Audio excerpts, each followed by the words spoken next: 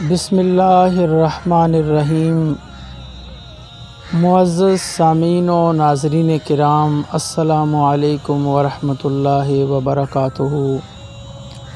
अल्लाह तबारक व तआला के फ़ज़्ल व एहसान से माह रमज़ानुल मुबारक अपनी रहमतों और बरकतों को समेटता हुआ पूरी आबोताब के साथ गुज़र रहा है। माह रमज़ानुल मुबारक में एक मसला जो अक्सर लोग पूछते रहते हैं और वो है रोज़े के फ़िदिये से मुतल्लक़। ये बात खूब अच्छी तौर पे समझ ली जाए कि इस्लाम दीन फ़ितरत है और ये किसी की हैसियत से बढ़कर उस पर बोझ नहीं डालता। अल्लाह तबारक व तआला ने कुरान अज़ीम में इरशाद फरमाया, ला युकल्लिफुल्लाहु नफ्सन इल्ला वुसअहा, कि अल्लाह ताला किसी की हैसियत से बढ़कर उसको मुकल्लफ़ नहीं ठहराता है। तो चुनांचे जब रमज़ानुल मुबारक का रोज़ा फ़र्ज़ हुआ और फ़र्ज़ियत में कुछ लोग ऐसे हैं जो रोज़ा रखने की अहलियत नहीं रखते, उनमें बुनियादी सलाहियत नहीं है, तो क्या इस्लाम ने उनके लिए कोई रिलीफ़ रखा है? तो दरअसल इस्लाम की यही वो खूबी है कि इस्लाम लोगों के अज़हान के करीब है और जब किसी आदमी में किसी फ़र्ज़ की अदायगी में कोई ऐसा मामला दरपेश होता है जो फ़ितरी तौर पे उसको अदा करने के माने हो, तो इस्लाम उसमें रिलीफ़ देता है।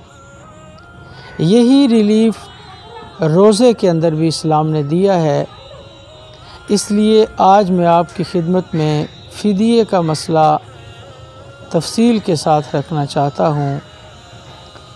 ये बात समझ ली जाए कि जो आदमी रमज़ानुल मुबारक का रोज़ा नहीं रख सकते, हम बुनियादी तौर पर उनको दो कैटेगरियों में तकसीम करते हैं। एक किस्म के लोग वो हैं कि जो रमज़ानुल मुबारक का रोज़ा तो नहीं रख सकते लेकिन किसी आर्ज़ी उज़र की बुनियाद पर नहीं रख सकते। मसलन किसी को बुखार हो गया है, वो रोज़ा नहीं रख सका, ये आर्ज़ी उज़र है। यूँ ही किसी का हादसा हो गया, वो ज़ख्मी है, रोज़ा रखने की उसमें सलाहियत नहीं है, ये भी आर्ज़ी उज़र है। इसी तौर पर दीगर जितने भी ऐसे उज़र जो आर्ज़ी हैं, उनकी बुनियाद पर इस्लाम ने ये गुंजाइश दी है कि आदमी रोज़ा ना रखे। लेकिन ऐसे तमाम अफराद के जो किसी आर्ज़ी उज़र की बुनियाद पर रोज़ा नहीं रख सकते हैं, इन पर फ़िदिया नहीं है, बल्कि ये बाद में रोज़े की क़ज़ा करेंगे। अब फ़िदिया किन लोगों पर है? फ़िदिया सिर्फ़ दो तरह के लोगों पर है। नंबर एक, ऐसे उम्र रसीदा अफराद कि जिनकी दोबारा सेहत याबी की कोई सूरत नहीं है, कोई इम्कान नहीं है कि अब दोबारा ये सेहतमंद होंगे, तो वो उम्र रसीदा ज़ईफ़ुल उम्र लोग जो उम्र के इस हिस्से में पहुंच चुके हैं कि अब उनमें रोज़ा रखने की अहलियत नहीं है, ऐसे लोग रोज़े का फ़िदिया अदा करेंगे। और दूसरा वो आदमी कि जो बज़ाहिर तो सेहतमंद है लेकिन वो किसी ऐसे मर्ज़ में मुब्तला है जिसको माहिर मुआलिजीन व अतिब्बा दायमी मर्ज़ करार दे रहे हैं। जैसे कोई शुगर पेशेंट है, हार्ट पेशेंट है, दमे का मरीज़ है, और इनके मुआलिजीन इनके लिए तजवीज़ करते हैं कि आप रोज़े के अगर रोज़ा रखेंगे तो आपके लिए, आपकी सेहत के लिए मसाइल पैदा होंगे। तो ऐसी सूरत में ये लोग भी रोज़ा नहीं रखेंगे और रोज़े का फ़िदिया अदा करेंगे। गोया सिर्फ़ दो तरह के लोग रोज़े का फ़िदिया अदा करेंगे, एक उम्र रसीदा लोग और दूसरे वो दायमी मरीज़ जिनमें रोज़ा रखने की अहलियत नहीं है। अब आ जाते हैं कि रोज़े का फ़िदिया क्या है। रोज़े का फ़िदिया याद रखिएगा कि हर रोज़े का अलग फ़िदिया दिया जाता है। यानी फ़ितराने का मामला यूँ है कि पूरे रमज़ान का एक ही सदका फ़ितर होता है और फ़िदिये का मसला ये है कि हर रोज़े का अलग फ़िदिया देना पड़ेगा।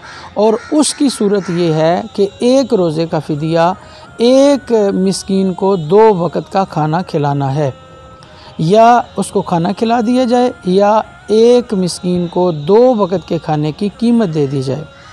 तो अब पूरे रमज़ानुल मुबारक में अगर 29 दिन होते हैं तो फिर उस 2 को 29 से ज़रब दी जाए, जो कीमत बनती है वो सदका फ़ितर के फ़िदिया के तौर पर अदा की जाएगी।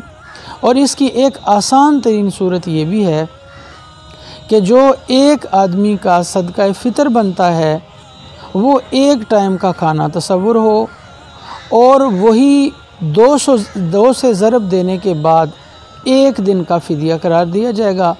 अब ये गोया सदका फ़ितर को 2 से ज़रब दें तो जो हासिल ज़रब होता है वो 1 दिन का फ़िदिया है। अब इस फ़िदिये को 29 दिन अगर रमज़ान के तो 29 से ज़रब दी जाए, और अगर 30 हैं तो 30 से ज़रब दी जाए, और जो हासिल ज़रब है वो उस आदमी का फ़िदिया होगा।